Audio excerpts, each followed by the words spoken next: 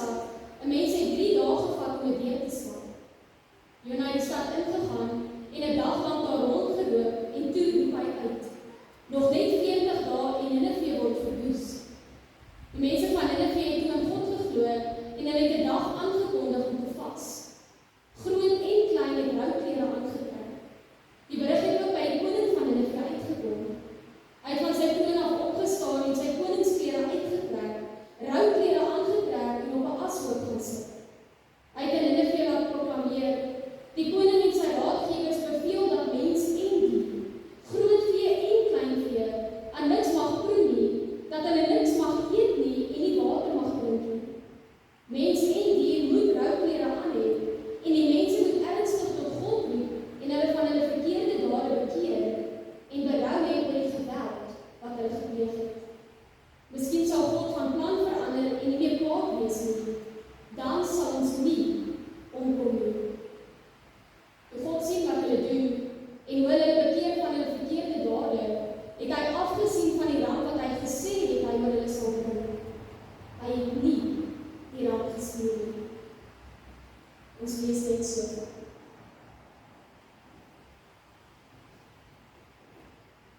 Gemeente, wanneer jy vir 'n besigheid of 'n maatskappy werk, dan kan jy nie sommer maar net doen, sê en maak soos wat jy graag wil nie.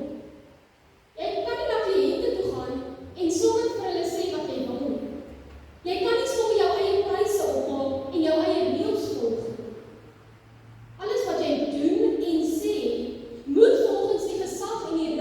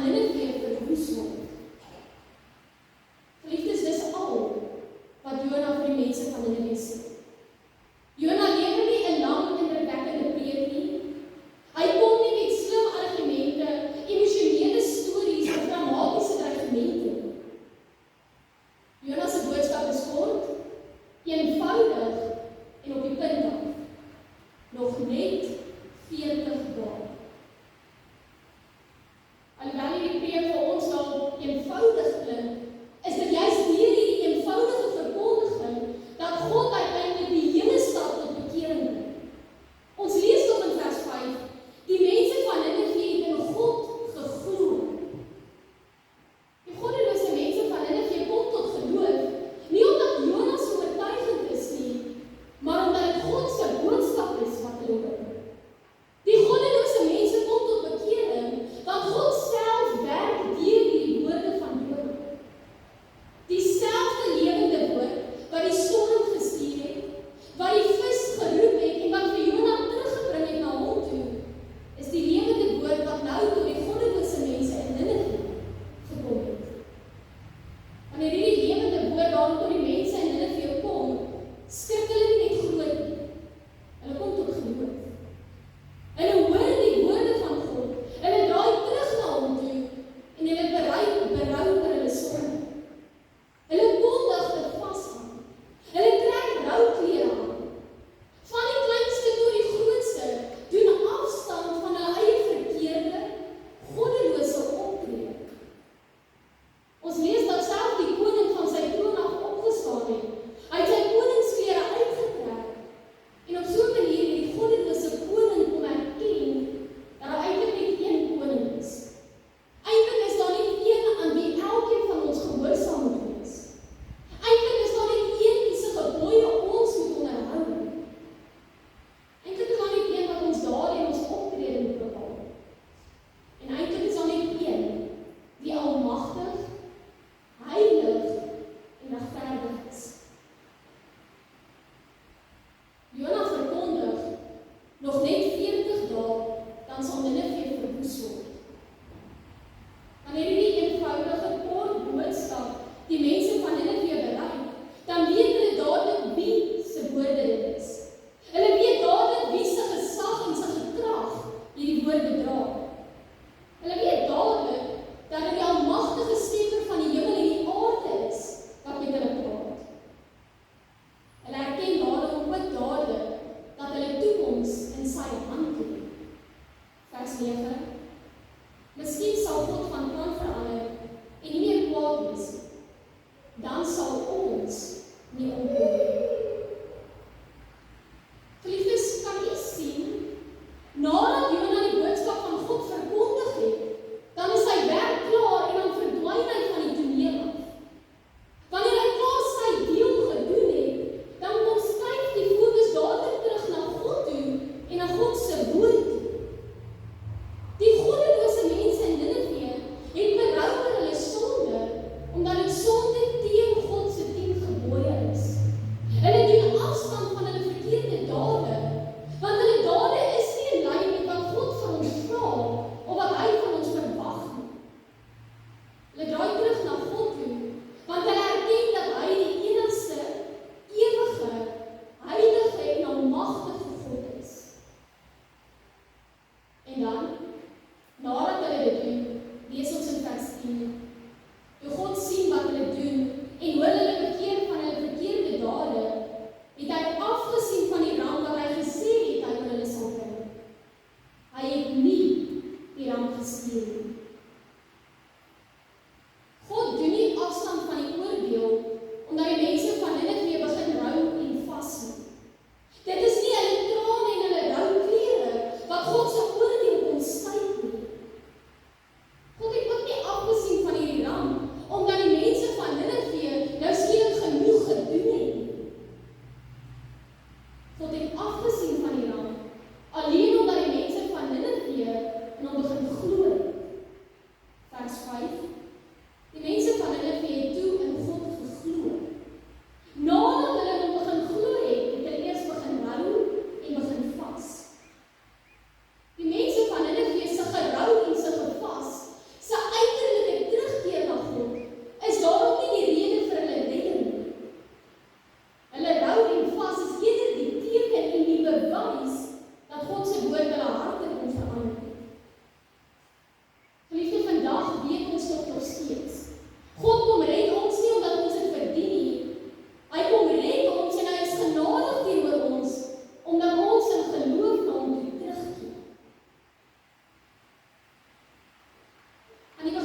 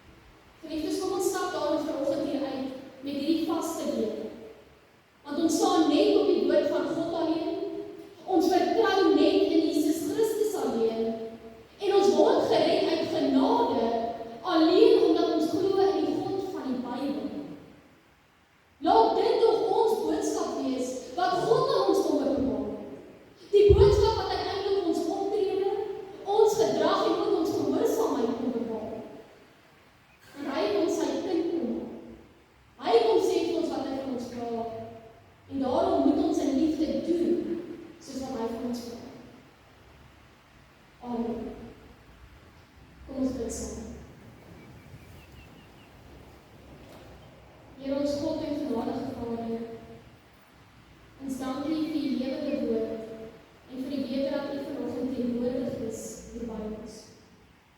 Here, U is die God wat spreek en wanneer U spreek, luister ons. Wanneer U spreek, doen ons wat U vra en wanneer U tot ons spreek, bekeer ons en dra ons ook weer terug na U toe. Dankie Here dat ons vanoggend uit die woord kon lees en die woord ook weer kon handel. Ons bely dat die krag en die gesag nog steeds nie vandag in boodskappers lê nie, maar in U woord alleen. Here, daarom is ons hier vanoggend, want ons glo in U en ons vertrou op U. Ons vertrou nie in allerlei mense en priesters of profete. Here, U woord is lewend en U is kragtig. U Gees is die een wat ons harte kom oopmaak en wat ook geloof in ons harte kom wek. Wanneer ons hier by mekaar is, dan herken ons ook vanoggend ons afhanklikheid van U. Want as U Gees ons nie lei nie, dan bly ons harte hard. As U nie roep nie, dan laat ons weg. As U nie genadig is nie, dan kan ons nie bestaan nie, maar dan is elkeen van ons verloor. Dankie dat ons daar vanoggend weer kon hoor, dat ons redding nie in ons eie doen en late lê nie, maar dit lê in U genade alleen, wat U aan die kruis van die enigste seun kom wys. En ons kom dankie vir U evangelie, dat U 'n God is wat die sondaars roep, wat oordeel aankom, maar wat ook genade kom sê aan die wat in U glo, aan die wat in geloof terugdraai na U. Here, werk asseblief in ons harte deur die woord. Laat die woord wortel skiet binne ons en laat dit ook vrugte dra in ons optrede en ook in ons woorde.